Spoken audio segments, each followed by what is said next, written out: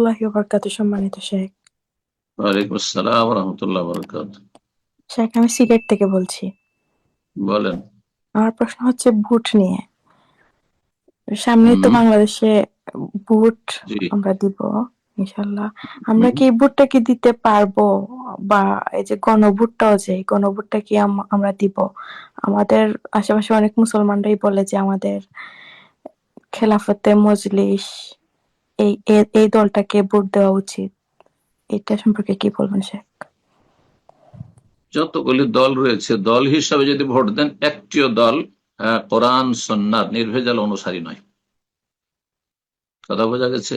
হয় বেদাতি দল, আর না হইলে অন্য অন্য গুমরাহিতে লিপ্ত। জি। বেদাতি দল, না হয় সেকুলার দল, না হলে জাতীয়তাবাদী দল।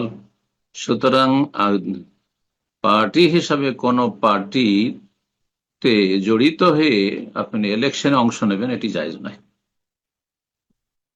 বাকি কথা হলো, ব্যক্তি হিসাবে কোন একজন ব্যক্তি ভালো মানুষ, সে ভালো মানুষ যদি আমাদের সমাজে নেতৃত্ব পায়, তাহলে সমাজে অন্তত জুলম অত্যাচার হবে না, অবিচার হবে না।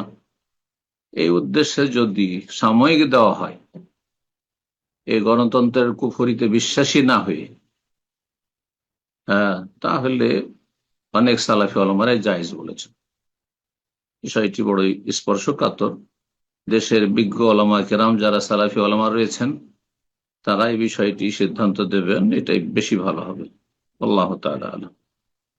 কিন্তু যেমন যে যে নামগুলি বললেন, এই সমস্ত দলগুলি হয়, যদি ধর্মীয় লেবাসে থাকে তাহলে সেগুলি বিদাতি দল, আর যদি ধর্মীয় লেবাসে না থাকে তো সেগুলি হচ্ছে সেকুলার বা জাতীয়তাবাদী দল। সুতরাং সেগুলিতে আপনি জড়িত হয়ে, তাদের সহযোগী হয়ে আপনি কাজ করবেন, এটি জায়েজ নয়। বারাকাল্লাহ।